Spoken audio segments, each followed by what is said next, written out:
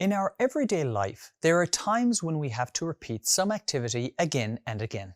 For example, closing each button when putting on a shirt, washing a stack of plates one by one, or counting down from 10 to 1 before singing Happy New Year. Repetitive tasks are a fact of life, and sometimes we also need to do these in our JavaScript code.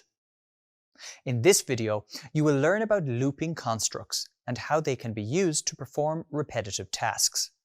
Recall the conditional if statement that executes a block of code if a certain condition is met. This sequence only runs once. What if you needed to do this multiple times? Well, to do this, you need to do something called loops. In JavaScript, developers use loops to continually execute repeated blocks of code until a certain condition is satisfied. Loops are similar to conditionals in that a condition must be satisfied in order for the code to execute. But loops have an additional parameter, which has many names. But for the moment, you can think of this as an incrementer or loop counter. To understand why the counter variable is so important, let's consider a real-life situation. We are counting down from 10 to 1 before singing Happy New Year. In other words, only after we have completed the count, we can start singing. Thus, our counter needs to be a specific value, a 1, and only after that we can sing our song. In JavaScript, the counter can be any variable or any number, but in programming, it's common to use the letter I. The role of the counter is vital here, as without it, your loop will not know neither when to start nor when to terminate and could run indefinitely. This is known as an infinite loop. For example, say you wanted to program a count sequence like 1, 2, 3.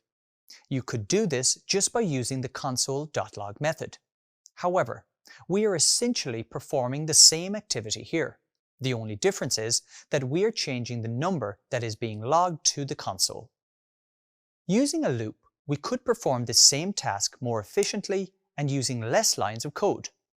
While this might seem like a minimal gain for counting to 3, imagine counting to 100. Using a loop, you can achieve this with the exact same 3 lines of code. You just have to update the condition. There are many types of loops, such as the for loop, the while loop, and the nested loop. You will learn about the nested loops later in this lesson. For now, let's explore the for and while loop. First is the for loop, which is used to loop a block of code a certain number of times. The for loop is a structured loop with a specific conditional structure where a counter variable must be set. Then a condition must be specified, and finally the counter must be incremented. This can either be an increase or a decrease depending on your needs. The while loop is similar to the for loop. It will also run for as long as the condition returns true. However, the start counter is set outside of the while loop, and the incrementing is done inside the loop's body.